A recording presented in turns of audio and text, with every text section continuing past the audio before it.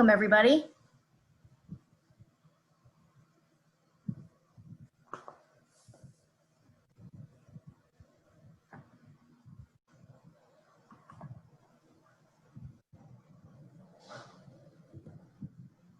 Oops.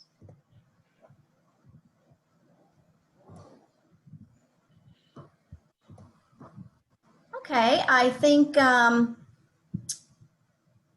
we have pretty much unmasked the majority of our audience today, and I'm sure we'll have more by the time I finish my housekeeping notes before we get to the heart of the program. So I'd like to say good afternoon to everyone. I'm Sharon Reed, the Programs and Events Coordinator for the Museum of Art, and I'd like to welcome you to today's conversation, School Photos, Why They Matter in a Time of Crisis. If your device allows, you can enhance your viewing experience of this program by clicking on viewing options, which is next to the green bar at the top, which says the speaker is sharing their screen, which is up now. If you scroll down to side by side, you should be able to view both the presentation and the speaker without overlap. You may also zoom in on the presentation at any time by adjusting your zoom ratio, which is also located under viewing options. The conversation is being recorded and we will make it available for viewing on YouTube in the near future. The program today will run approximately 1 hour and there will be a few minutes for questions from you, our audience, near the end. And please don't hesitate to answer your question at any time during the program into the Q&A box on your screen. And we'll do our best to respond to as many as we can during the time that we have. And now it is my pleasure to turn it over to my colleague, Amelia Kahl, Andrew W. Mellon, Associate Curator of Academic Programming, who will be moderating today's conversation. Amelia? So thank you so much, Sharon. Welcome, everyone. I'm delighted that you can join us on this summer afternoon. As Sharon mentioned, I'm a curator at the Hood Museum of Art, and today's webinar is inspired by the exhibition School Photos and Their Afterlives that was on view in the Hood from January 8th, 2020 until the museum closed in March. So as you can see from the first slide, it was meant to run through April. The exhibition is curated by two of our speakers this afternoon, Marianne Hirsch and Leo Spitzer, and features 3 works by our third speaker, artist Marcelo Brodsky. So I was reflecting on this exhibition and how it relates to the physical space in which it is installed, and we'll see some images of that, to this new digital space that we're all spending so much more time in, and also on recent world events. And personally, it was important for me to begin by acknowledging that both Dartmouth College and the Hood Museum of Art occupy the lands and waters of the Abenaki people and were built without permission from the Abenaki nation. We benefited from the economies of slavery and the labors of African-descended captives that sustained and enriched New England. And this acknowledgement is meant to remind us of the significance of place and the legacies of dispossession and enslavement, and furthermore provides a crucial foundation for building respectful relationships with all those who call these lands home today and into the future. And this statement feels so relevant for this exhibition. School Photos and Their Afterlives is comprised of archival images and original artistic work based around the convention of school photos. And this is a ritual that's familiar and most of us have participated in, right? We can all remember kind of lining up with our teacher and classmates in order to have our school photos taken. But Marianne and Leo have used this convention to explore historical and contemporary examples of inclusion and exclusion, racism and integration. The show includes work about Native American residential schools, the racial integration of schools during the civil rights movement in the United States, and Japanese internment camps during World War II, among other topics. And they'll touch on some of these this afternoon. And this exhibition has taken on additional resonance with the dual crises of the last few months. With the COVID-19 pandemic, schools have been closed, and the togetherness shown in these photos seems dangerous to us now, right? We see these students like shoulder to shoulder, touching, right? There's no 6 feet apart. What if someone coughs? Suddenly our notion of what is normal and what is safe has radically changed. And students, especially graduating students, have been denied the photographic rituals around these different rites of passage. At the same time, the increasing demands for racial justice and law enforcement reform, shown most vividly through the multitudes of protests after the death of George Floyd, relate directly to the centuries of violence and trauma endured by Black people, Indigenous peoples, and other people of color. Some of these stories are explored by the artists in the exhibition and include implicit or explicit calls for change. So with that, it is my great privilege to more fully introduce our three speakers. Marianne Hirsch is the William Peterfield Trent Professor of English and Comparative Literature at Columbia University and Professor in the Institute for Research on Women, Gender, and Sexuality. She was born in Romania and received her BA, MA, and PhD degrees at Brown University. And Marianne was a faculty member at Dartmouth for 30 years. Her work combines feminist theory with memory studies, and she is the author of numerous books. Most recently, in collaboration with Leo Spitzer, one of our other speakers, her co-author and also partner, is the book whose scholarship forms the basis for this exhibition. It's titled School Photos in Liquid Time, Reframing Difference. And I think Mary and Leo are going to introduce us to the book shortly. Leo Spitzer, along with being the co-author of the book, is a cultural and comparative historian and a writer working in the interdisciplinary field of memory studies. He's also the Cathay Tappy Vernon Professor of History Emeritus at Dartmouth College, and he was at the college for 40 years, from 1967 to 2007. Our third speaker is Marcelo Brodsky, an internationally known artist and activist. His work uses photography to interrogate history, memory, lives, protests, and losses. Marcelo has three works in the School Photos exhibition. His work is rooted in the personal and stretches to encompass global movements, politics, and protest. He lives, works, and is joining us today from Buenos Aires. And his work is held widely, globally, in collections such as the Museum of Fine Arts at Houston, the Tate Collection London, and the Museo Nacional de Bellas Artes Argentina. In 2014, he initiated Visual Action, an organization dedicated to incorporating visual culture and human rights campaigns and to work on visual education. So welcome and thank you, Leo, Marianne, and Marcelo. I'm going to start with a question for Leo and Marianne. Can you tell us a little bit about how the idea for School Photos and Their Afterlives came about? And can you give us a general overview of the show and introduce us to some of the major sections? Okay, I'll start with that. But before I start, I want to just very, very briefly thank the staff of the Hood Museum, and especially our co-curator, Amelia Kahl. All of you have been incredible collaborators and mentors in this exhibition, and we're incredibly, incredibly grateful. The work on this project emerges from our common interest in vernacular photography images. Both of us, I as a historian, Marianne as a literary and cultural critic, have worked on and have used family pictures and street photos and tourist photos in our individual and collaborative projects. We've also been interested in their afterlives, in memoirs and historical accounts and art installations, and in novels and films. We became very drawn to school photos, a genre of photography that has largely been overlooked, and recently published a book about it, as Amelia has just informed you.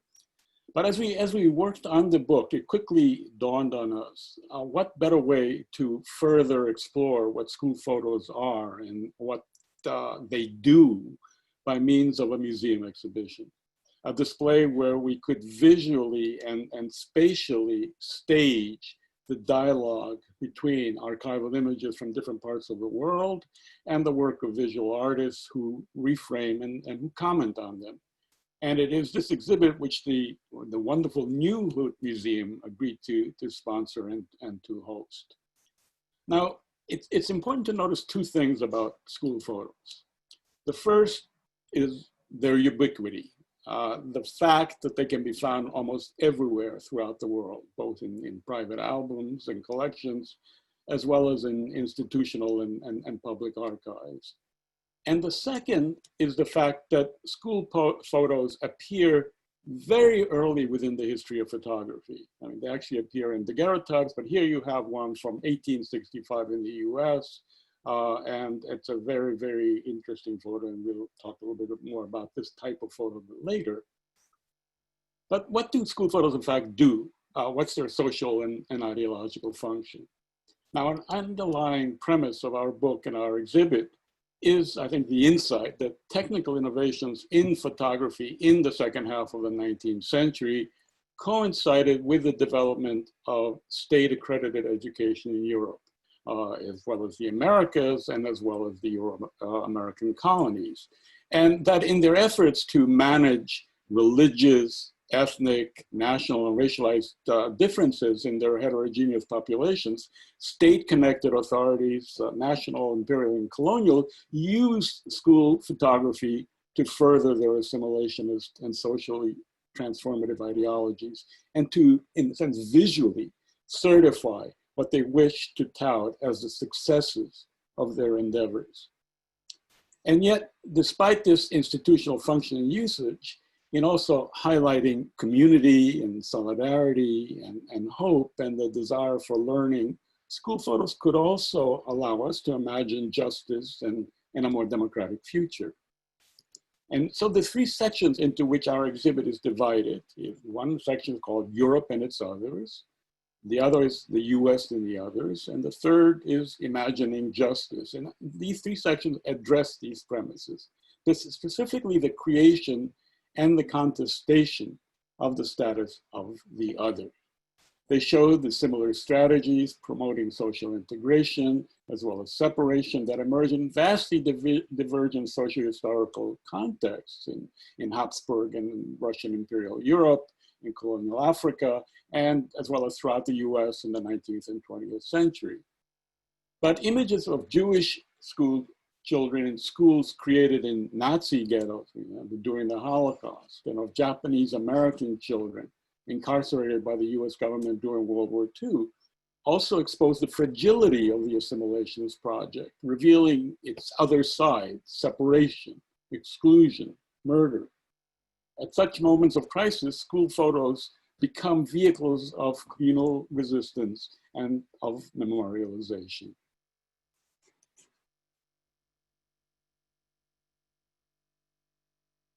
You're muted. Thank you. It's a rookie mistake at this point on Zoom, right? So thank you, Leo. Can you tell us a little bit more about the interaction between archival photos and work by visual artists in the show? Well, in fact, what most inspired the idea of an exhibit and the work on this exhibit is our discovery that artists from around the world have engaged and reframed school photos, that they've opened them up for us to look at more closely and critically. Otherwise, these images are pretty ordinary and can be quite static and can be so repetitious that there seems to be very little to say. But it's really the work of artists like Marcelo Brodsky who's shown us that there's a lot more there. I think what some of these artworks that we've included do is to reveal the power of institutions to frame children, and also at the same time to disrupt and to dislodge of this powerful institutional gaze through what Gabriel Moser has called a disobedient gaze, and that's become a kind of important idea for us in terms of engaging our visitors. We want them to look at the images, but we also want our visitors to question the stories that they tell and how they tell them, in fact, to practice a disobedient gaze. So the gallery, of course, stages this encounter and dialogue between everyday archival images and the works of artists who've directly responded to them or who've created works that indirectly teach us how to look at school photos just so beautifully. I mean, this is what you can do in a gallery that you can't do in a book, sorry. So we have, for example, several works of several artists who directly respond to archival images. And we will speak more. The Stephen Deo image that we just showed, Carrie Mae Weems' Hampton Project, which we will speak about a little bit later, Lori Novak's work in honor of Brown versus Board of Education, and of course, Marcelo Brodsky's work, The Class, La Clase. So these are specific comments on archival images. But other artists have also created works that comment on the genre of school photography and teach us what school photos do and how to look at them. So our signature photo, or our title photo for the show, image for the show, was this work by Vic Muniz, The Class, which is part of a series that he calls Album, And these albums are images that would be in any ordinary album, family pictures, baby pictures, marriage pictures, etc. And one of them is a school class. And in fact, it does just that. It teaches us how to look at school photos. This may look like an ordinary class photo, but looking more closely, and of course in the gallery you can do this even better, we see that it's a collage. It's constructed out of myriads of found photos. And thereby we think it illustrates how schools and its technologies, the technologies of school, make citizens, literally cutting them up, shaping them, inscribing them, numbering them, how institutions and institutional images integrate, homogenize, and transform their subjects into material. It's the same whether you're a child in this class or a picture on the wall, you're just cut up and put back together again. So in this sense, by reassembling these fragments, Muniz shows us how schools practice unlearning as much as they practice learning, all in the interest of building a homogeneous collective. But I think something else happens in this picture that's very important to us, which is that the cut-ups also reveal some persisting fissures as this process unfolds, because the children's faces, even though they're collaged out of different photos, actually draw us in to the flat space of the image. They widen it and they deepen it with what cannot be fully homogenized, with what cannot be erased, and that's individual expression, its gesture, its affects. All of these persist despite the conformity that schools encourage and that they mandate. Great, thank you. You alluded to Carrie Mae Weems' work earlier, and her work is really central to the exhibition, both in terms of it's what you see when you first walk in the room, and so you can see it here. And so I wondered if you could, and also I think ideologically it's really central to a lot of the points of the exhibition. So can you tell us a little more about this piece and about why you decided to display it so prominently? Yeah. Carrie Mae Weems' installation piece called The Hampton Project was commissioned and was first exhibited at Williams College in 2000. And I'm just going to say that we're immensely grateful to the Williams College Museum of Art for lending a section of it to us. Yes. In the Hampton Project, Carrie Mae Weems responds directly to images made in the late 1890s by the noted photographer Francis Benjamin Johnson and by unnamed others at what was called the Normal and Agricultural Institute in Hampton, Virginia, a boarding school established, and it was the first boarding school established for the education of African American and subsequently of Native American children. It responds especially to the project of what's known as Before and After, which through school photos intends to depict the success of transformative assimilation. We see two of these static and timeless stage tableaux here in the top of the image that we're showing you, images of the same group taken, in this case by an unidentified photographer at Hampton in 1878 and approximately a year later. It's the very same group. I notioned that before coming into the institution wearing your native clothing, and then and sometimes later you were transformed in the after into the Europeanized appearing persons. But what Weems responds especially scathingly to are photos taken by Francis Benjamin Johnson that show multiple classroom scenes with Black and Native students wearing Anglo-American clothing, sometimes uniforms from, in the case of the males, worn by the military, and also their haircut, so wearing European hairstyles. In her accompanying audio, which you can download actually for, and you can listen to with the exhibit, she comments on the cultural erasures and occlusions at the heart of Hampton's educational mission by enlarging the original Johnson photos and printing them on these free hanging diaphanous muslin banners that are suspended across the gallery space. She unfixes these images and sort of undoes the inevitability of the cultural genocide that the boarding schools represented. Weems, in that sense, puts these children back into time and into history, revealing the lie behind the school's premise of integration, of integrating Black and Indigenous children into a mainstream Christian US. Clearly, what she's saying is that they will remain second-class citizens, not meant to achieve equality in education or equal rights.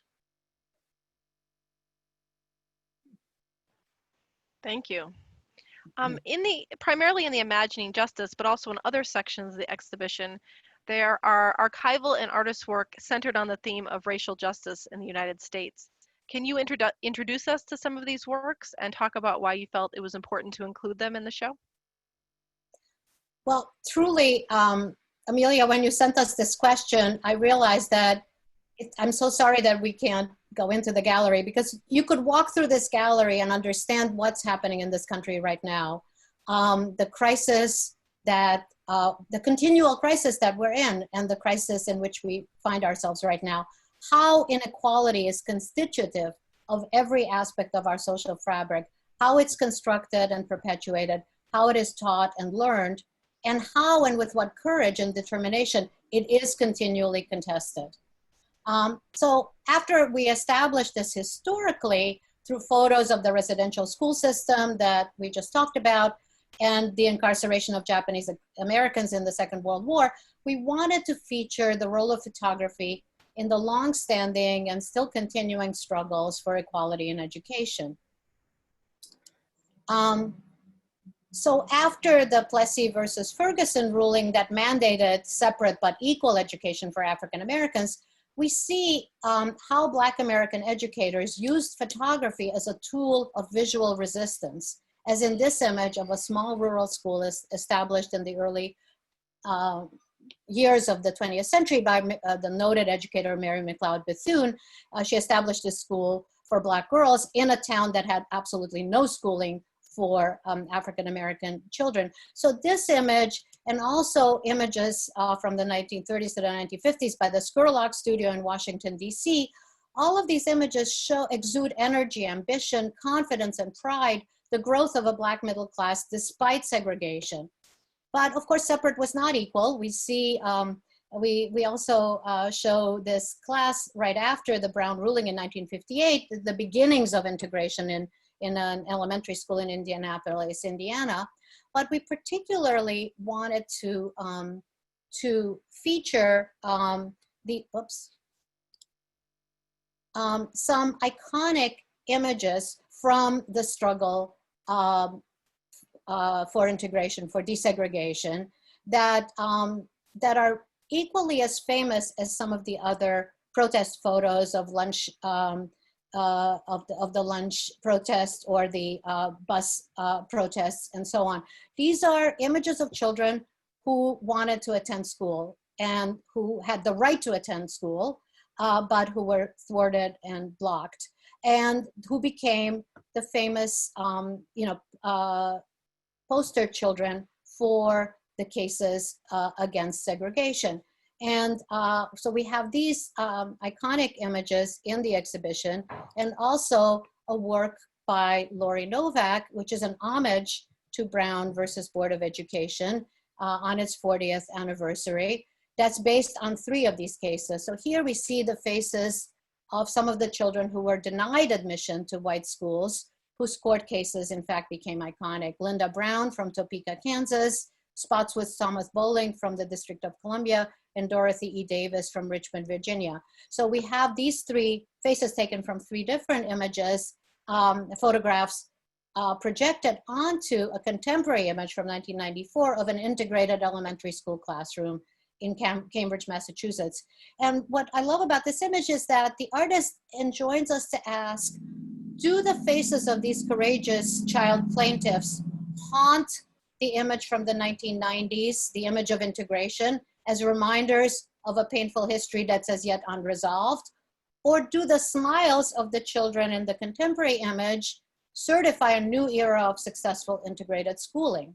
And well, we know that this is a question that's ever more relevant right now, that has not been resolved from the 1950s to today.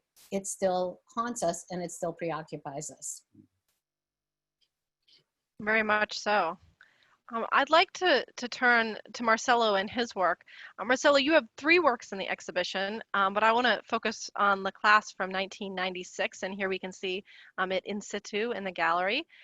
This work is in the Imagining Justice section, and so it moves us a little bit from the United States context more broadly. So can you tell us about this work and how it relates to the themes of violence, justice, memory, and memorial? Yes, of course. Thank you for the invitation to the show and to share with Dartmouth my work. It's always important for me to participate in discussions, in conversations in the academic world, as well as in the art world and its society at large. Every area is good to exchange and share an artwork. In particular, the scholarship area where thought is put into artwork, since art is an essential means of communication today, and photography plays a central role in language. This work has a history. It has been growing and developing a long time. It's the picture of my class. I am in it, in the picture. And it started when I started making these portraits. This is Patricia in front of the class picture I had blown up to use as a backdrop for a series of portraits of my classmates. I was coming back from exile that I spent in Spain, where I became a photographer. And I was taking this approach to my classmates when I came back home to Argentina to reestablish the context with my roots. So I was using, Eduardo, who is in this picture, is also in the picture at the back, just beside the border of his face. It is himself 25 years before. So this was kind of an essay about the pass of time, about the group. We gathered together to drink mate and to speak about our lives. And we realized immediately in those gatherings that 2 of the classmates, 2 of the members of our class were missing. They were not in the meetings. They were not coming because they were 2 of the victims of the dictatorship, of the state terrorism dictatorship we had in the 70s and early 80s, from 1976, March 24th to December 10th of 1983. That short 7 years, it wasn't short. There were many people killed, like 30,000 between missing and the victims, direct victims, were the victims of the dictatorship that helped us understand that state terror was a major disaster for Latin Americans. And ever since the end of that dictatorship in 83, we've been in democracy for more than 40 years, and that will remain.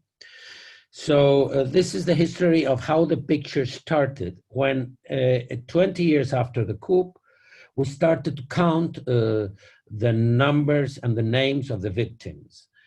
So we organized an event in the school. The classmates I couldn't photograph because they were the victims, like this one, Claudio, or the previous one, Martin, who is my close friend, was my close friend, Martin Barkovich, and this is Claudio Trizminetsky. These 2 pictures I got from my teenager album. I didn't have a chance to shoot them now. Now this 20 years ago when I made this work, but I could get some images from my album, my personal album. I had taken pictures of them here in accompanying. So when we decided to make this big event, to count them and to read their names for the first time, I took the class picture I was using as a backdrop, and I made these annotations on it. These annotations somehow narrate the news I had from each one. For instance, Jorge, in the top left, had a very bad time, and that fucked him up. Beside him, Claudio, in the red circle, these 2 red circles with like a mathematical sign of empty are the 2 victims of the dictatorship. Claudio is beside Jorge in the top left with the red circle, and it says Claudio was killed in the street. facing the military. And then each case, each person has a different text. For instance, if we go down to the third from the left, Anna went to live in Israel 20 years ago. Her first son speaks Spanish well, the second only a bit, and the third only speaks Hebrew. These are little comments I made about the lives. Beside her, Sylvia doesn't want to hear anything about us. Why would this be? So these little pieces of text, then in the middle, in the second row, fourth from the left, it's me. It says I'm a photographer, I'm Miss Martin. To my side, Martin with a red circle, the text says, Martin was the first that was taken, was abducted. He didn't get to know his son, Paulo, who is now 20, now he's 40. He was my best friend. These little texts generated empathy about the work and a transmission of experience to the new generations, which is what happened in the next picture that Marianne will show you, which is the moment in which these pictures were shown for the first time. This class picture was shown for the first time together with the portraits of my classmates, which you saw before, in the patio of the school, the big patio or claustro where we made the show to remember the victims of the school. We had 114 victims that were alumni of our school. So here, the then current students of the school have this dialogue, which for me is very important in the work, because the archive of the class picture shows something that they are familiar with. They are in the same school. They took a similar picture. They were sitting in the same class of music when they took the picture, the same class that has traditionally been used to take the class portrait. So they are very familiar with this scene. And at the same time, this is 20 years after the coup, probably less years and after the people were killed, because after the coup, most were killed or abducted. And they are receiving a direct experience, a direct information through a visual and textual piece about what happened in the very same place where they were now studying. So this kind of connection that is shown somehow in the reaction of their faces is the central part of the work, because it is the moment of transmission of experience between generations. And in this role, archival photography and photography at large plays a central role, particularly today when images are essential in every communication.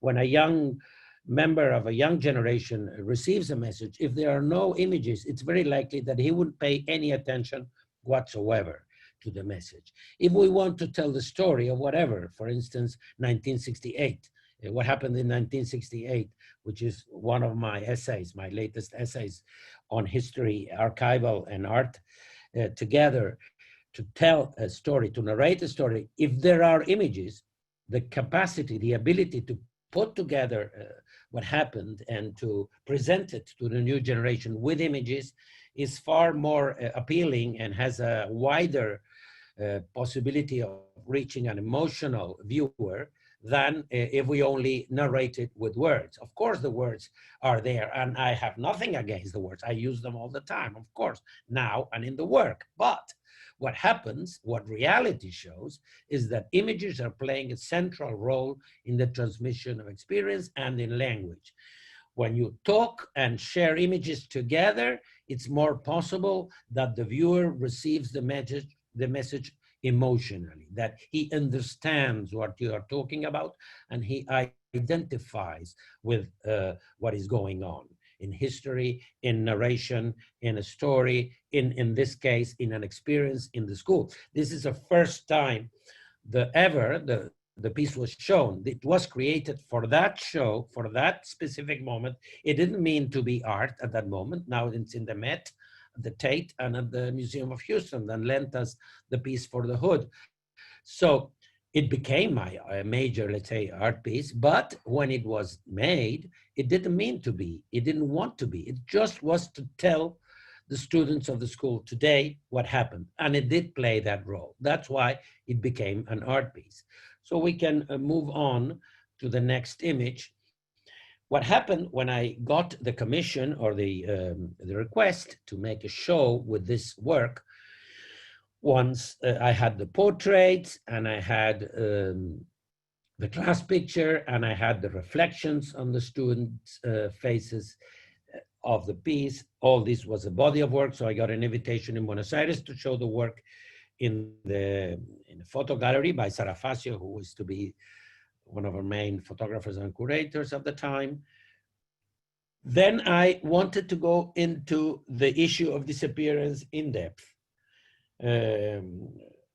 Use this moment to go to a deeper involvement with the case. So I used the archival images of my own brother, who is one of the victims of the dictatorship, my brother Fernando.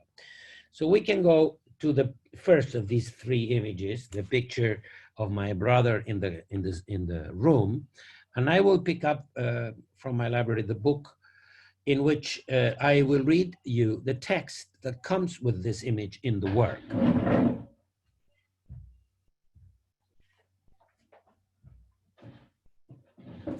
This is the book. The book played a major role in the distribution of my work, as photography books do in general, something that's today clearer than anywhere, anytime before, because photography is circulating not only in the internet, but through photo books.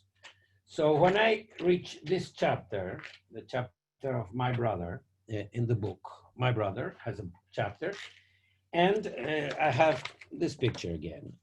So in that picture, there is there are two texts, because this is also a picture that comes from my teenagers album. You see the original there that is now in a collection in Paris. So you see that little picture, that's the same we are seeing on screen. And the text there says, this is, and I wrote it when I was 14. It says, this is a photo of our room with my brother Fernando taking in a long shot, and he didn't move for a minute. That was my comment when I was 14. When I made the book, the text says, Fernando in a room. The picture of Fernando is one of the first I took in my life with an antique camera my dad gave me. We are in the room we shared. His face is blurry. His movement, today non-existent, diffuses him before the lens. The photographs on the wall, however, bear the lengthy exposure better. It's the best picture I have left of him, of when we lived together. So that is the kind of interaction between text and photography, both text within the image or text as a caption that is part of the work, that are part, I mean, that's the origin of the way in which have ever since worked in a combination between text and images to create my work. It started with this work. This is my seminal work. And this particular image, which is in the cover of the Spanish edition of Good Memory, of Buena Memoria, my book, is very important for me because the blurred image of Fernando there, his movement, as the text says, today non-existent, is somehow anticipating what will happen. Art and photography have the ability to talk about what will happen, not only about what has happened. It is somehow of the perception of the times, and the interpretation of what is being presented is talking about what the future will bring. That can only be seen after some time, but art has this ability to navigate through time in a different way. So we can then see the next picture of my brother in the theater. It also has a text. I don't know whether I have time to read that text, Amelia. It's also, I mean, for me, these texts are part of the work. That's why I tend to read them, but I have to find it first. Okay, it says that, well, okay, it's a picture of my mother that he took of him. The most significant part of the text is that he looks at the same time like defiant and defenseless. It's like a mixture of feelings that I feel with this picture. And that's what I talk about in the text. Let's go on then. This is a more intimate picture, a slide taken by my father when we were rowing in the river Delta. We have close to Buenos Aires in the Tigre. My brother is in the front, I'm in the middle, and my sister at the back. This is the first monument I made. I've always been involved in public art, in monuments. I am one of the creators of the Memorial Park in Buenos Aires for the victims of state terror. But this piece was the first monument I ever made. And it is integrated by two pictures I took in the US. One is Heroes, that's 1 minute, Heroes, that shows like a flying man at the bottom. And the other is a tomb in New England. So both form this cross that I call Family Heroes. Then we go towards the end of the essay. The essay finishes with a reference to the place where the victims were thrown, which was the Rio de la Plata, the River Plate, which is beside the city of Buenos Aires, the widest city with its the widest river in the world with its brown waters. We don't see the other side. It's like 40 miles. The other side is Uruguay. So in this image, I see the brother of my grandfather, Uncle Solomon, arriving to Latin America, arriving to America. We call ourselves America as well, of course. Arriving to America from Russia and crossing the river on the boat. He is looking towards the future with expectation. In the next image, it's me and my brother crossing the same river on a weekend to go to Uruguay for the weekend. On the left-hand side of our portrait, it says, "It is forbidden to remain in this place." And we are also through the river. So it's a picture that refers to the river as a symbol of the violence in Argentina because the victims were thrown to this river. In this image, there is a text that says, "Into the river that threw them." It became their non-existing tomb. And it was a very important piece for me as well, because it is this picture, the picture of the river, that started somehow the project of the Memorial Park we now have in the border in the coast of the river of Buenos Aires. It's a place that was visited by President Barack Obama when he came to Buenos Aires to the meeting of G20. He only stayed 24 hours and he visited this space and threw some flowers to the victims. Thank you, Obama, for that. I know it's different to what your current president would ever do because he wouldn't be accepted in our park. Anyway, I have to say that the river is still there. The memory it carries, it's still there. And the fact that all the essays that started with a splash picture and with the victims of our school took me to work on the river was a very interesting process of learning and of creating an artwork that has had many derivatives and conclusions and more art to come. I mean, that's the good thing about creating an artwork. It opens up new doors. And this piece opened up the creation of a memorial is probably one of the most important artworks in which I have participated in my life. So thank you for the opportunity of telling this story. Thank you, Marcelo. Thank you for sharing so much about your work and your personal history and the resonance that the work had and has continued to have. So I have one more question for Marianne and Leo, and then we'll turn it over to the audience. So Marcelo's work relates not only to Memorial, but to a theme that's really prevalent throughout the show and is so relevant to our present moment, which is art and activism. So could you talk a little bit about art and activism and how it became so important, so core to the show about school photos?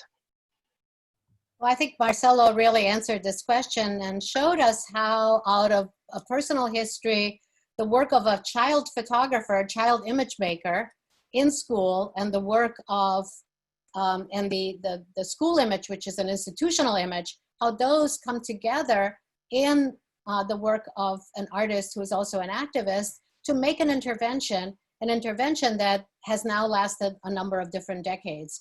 And I think particularly the work that becomes an artwork is now in museums was also installed in the school. So I think we were particularly interested in the different registers at which these school images could function, not only as sources of historical knowledge, but as historical actors in their own right. I mean, they became historical actors. And we see that in so many of the art images in this exhibit itself, how they can make a difference. But also, what particularly struck me when we spoke with Marcelo earlier was something that we weren't able to show, which is the ceremony of naming the names, which came up in the very first act of commemoration. Say their names is now something that we are saying to each other and to ourselves all the time. We are saying their names. This happened in Argentina 20 years ago. It's still happening.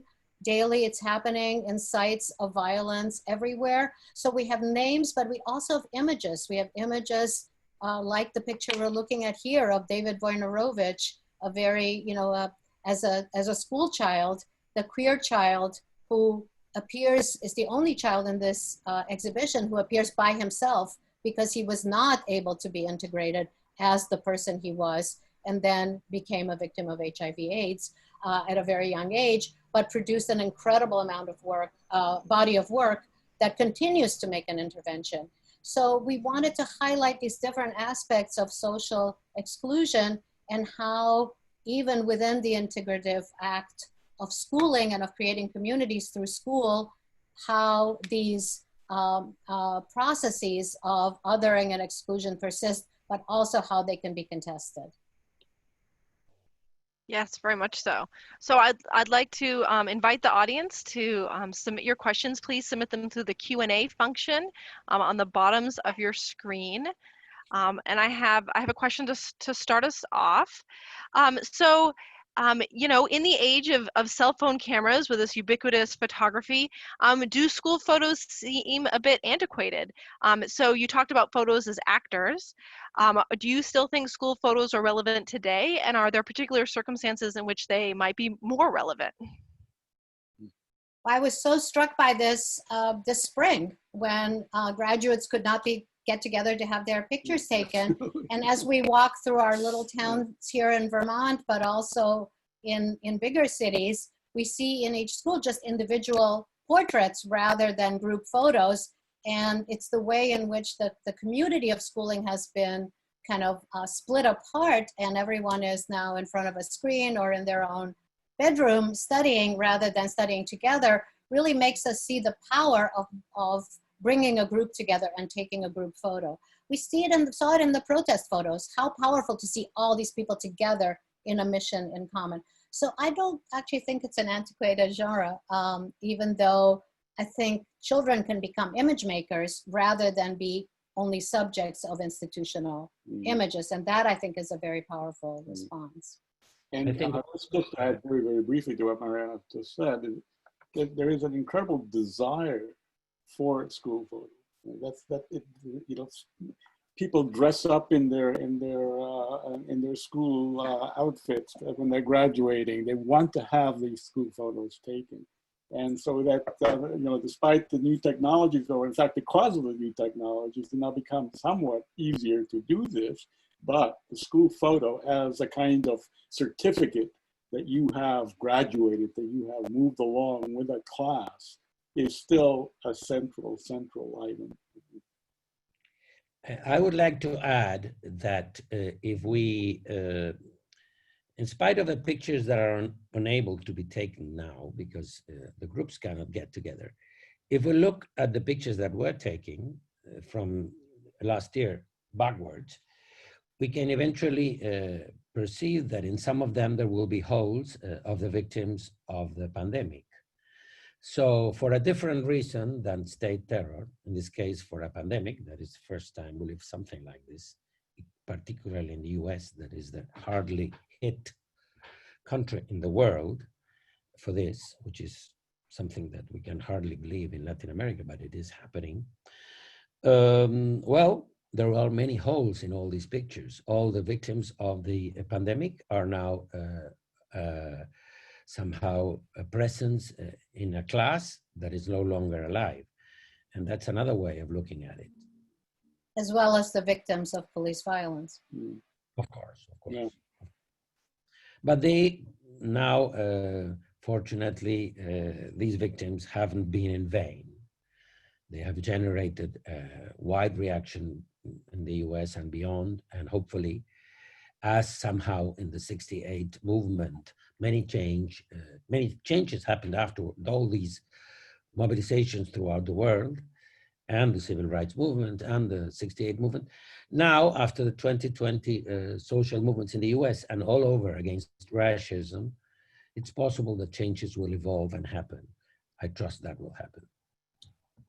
We hope so. So I have a question on that theme. As a participant is asking, how do you think school photos can register the exclusions that are being forced on our universities by not only the virus, but by policies like the one that just came out that bans foreign students from getting visas if courses are given online? How will we make images of these exclusions?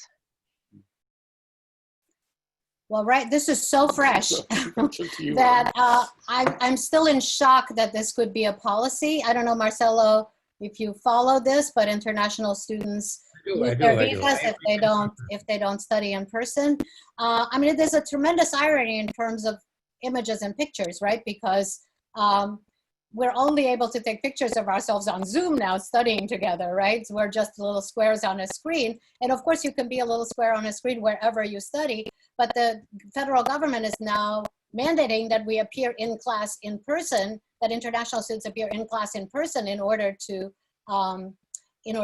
retain their visa status. I could, you know, we could commission Marcelo to make an image of that, or another artist, because it is so, the incongruity of this, and the cruelty of mandating that professors and students appear in a classroom in person in a place that is not safe for any of them in order to maintain a visa status. I think this demands an activist intervention on so many different levels. But I think images would be a very important way to try to mark that. I just can't even imagine what that would be like, but I'll leave it to my artist friends.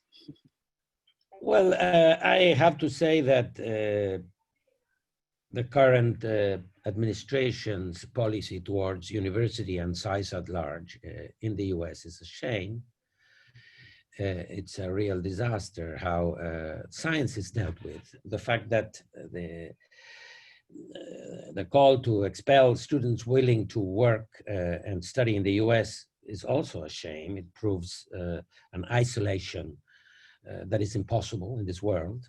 And it proves a desperate attempt of Mr. Trump to appeal to a reactionary policy that will not succeed. He will not be there after November, and this will be a turnaround because the universities not only do an extraordinary educational process with teaching students from all over the world, but it's part of their profession, of their business, of having all these people come, paying their fees, bringing different visions of the world. University, that word itself refers to the notion of the universe coming together, and the US has always been able to put together great universities, and it's not a precedent that will change that.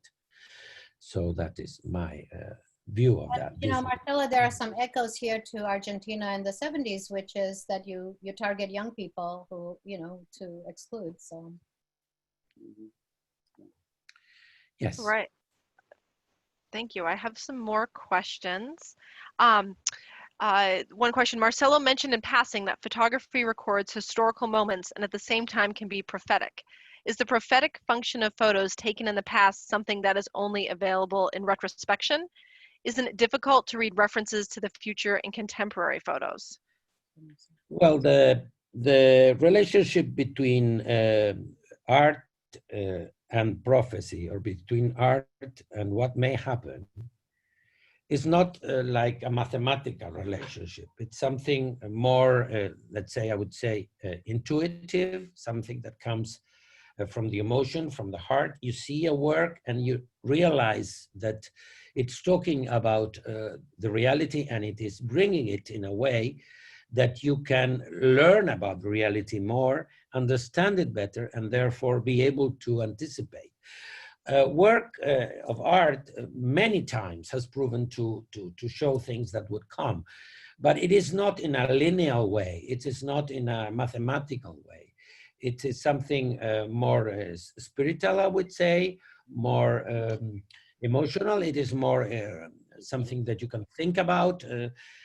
art invites questions. Art is not giving you an answer where the future will go. But if we see it from a more, let's say, tribal way, indigenous way, the artist or the shaman in the tribe is also speaking about the future of the group. The art somehow synthesizes the emotional experience of the group and presents it in a way that inspires people to think about their lives. That's the way in which it does. It's something not direct. It's like art, presenting questions and open to interpretation. Well, I'd sort of like to add something to that in relation to specifically to pictures of children and to photography, because I think photography is always for the future. I mean, these children who are in all of these images are looking to a future. They're imagining a future. The picture is being taken in order to be looked at again later. And I think that's what's so moving about some of these images of children who were not allowed to thrive by various forms of political violence and historical violence, right? So we look at them retrospectively and we see that future. I mean, we see the future of your brother, Marcelo, in his picture, but we also should be looking at him, I think, from the perspective that he had when that picture was taken, when you took that picture of him, where he didn't imagine that this would happen to him, but he imagined his life as your brother now. And I think we owe these children that kind of perspective as well. We owe them the future that they were imagining when their photo was taken. So I think in that sense, the temporality of the image is very complex. I actually have another question that kind of relates and expands upon that a little bit. The audience member thanks everyone for the great conversation and thought it was very fascinating to hear Marcelo talk about his childhood photography and photos of him and a child in relation to his adult artwork. And in your book, Marianne and Leo, you also talk about your own presence in school photos. And can you talk more about that connection to your current thinking? Because you also see yourselves as the child, as children in a couple of the photos that were in the exhibition. Right. In the book, we talk about both of our school photos, the earliest school photos. My earliest school photo was my kindergarten photo, which was taken in Bolivia. My parents were refugees in Bolivia. They fled Austria in '39 and were very fortunate, together with a number of other persons, to find a haven in Bolivia. And what we did in our books is to look at these school photos and to see exactly what are we doing in these school photos? What are these school photos doing, and what are we thinking about in the sense during this period of time? And in particularly in the Bolivia photo, one thing that struck me was how glum everybody was in that photo, including the teachers. And this photo was taken in 1944, and here we are, these children. And of course, all of our parents and relatives that were fortunate enough to find haven in South America were talking about the war. They were talking about relatives that they've lost. They were talking about the possibility of this war still turning out a different way. And that mood certainly crept into all of us. We were all extremely both. I wouldn't say pessimistic, but really sad. And this is something that at that moment we did not know what the future was going to bring. And I think we are trying to point this out in that image. You may want to talk about your own image. Well, I mean, just to say that, like family pictures, your own, I mean, a group photo like this one, which is very different from a family picture because it's a lateral bonding rather than a genealogical kind of bond. It's the beginnings of being part of a cohort. What does it mean to be the subject of school and the subject of a school cohort? I think the only way to really know that is to look at your own, right? Because they all look the same, right? But if you look at your own, you know who was who, and these images try to erase differences among the children and to homogenize them. But if you were there and if you remember it, you actually know what the differences were. You know who were the poor children and who were the wealthy children and who were the good students and who was never going to make it. And you kind of have that sense. So in order to kind of appreciate what it means to become the subject of a cohort and of a group, you have to do this kind of do this kind of autobiographical work. And so we started looking at our own pictures, and somehow they became deeper and showed not only this personal history and the social history, but also the political history in which both of us grew up. I mean, Leo in Bolivia during the Second World War, and I in communist Romania, where, you know, the photo that's in the exhibit has me with a pioneer, red pioneer scarf, just like the image that you can see here of Sandra Ramos from Cuba, where you see also the girls under Cuban communism turning back from the flag rather than looking at the flag and saluting the flag. They're already contesting the genre of the school image and the state that mandates a certain kind of behavior. All right, so we have, we're just about at time. I think I want to try to squeeze in one more question quickly, if that's okay, Sharon, from Marcelo. And I apologize to folks who I didn't get to your question, but thank you very much for submitting them. One quick question, Marcelo, to send us off. I would like to answer Andrew Lewin. Thank you for a question. He asks me how to decided to work with vernacular, because for me the most important thing is the story, what I'm talking about, what I want to tell with the artwork, and therefore whatever means helps me tell that story, it's work. It may be vernacular photography, pictures I shoot, video, theater, performance. Art is totally fluent today, and every means is valid to tell a story. In the case of my class picture, or in other cases of my work, vernacular photography has been a wonderful tool to go in deep into the subjects and tell unknown aspects of the work. I am not particularly fond of my own pictures. I like my own pictures, but it's not about my pictures. It's about what I want to talk about. Whatever is needed to talk about that, that's what matters. And I believe vernacular photography has a lot of potential in that sense. Great, thank you. So thank you to all of our speakers, to Marianne and Leo and Marcelo this afternoon. And thank you for all of our audience members who came and listened and participated. It is unfortunate that COVID forced the premature closure of the exhibition, but I do encourage you to take a look at Marianne and Leo's new book and at Marcelo's work and books as well. And thank you for joining us. Sharon, do you have any closing?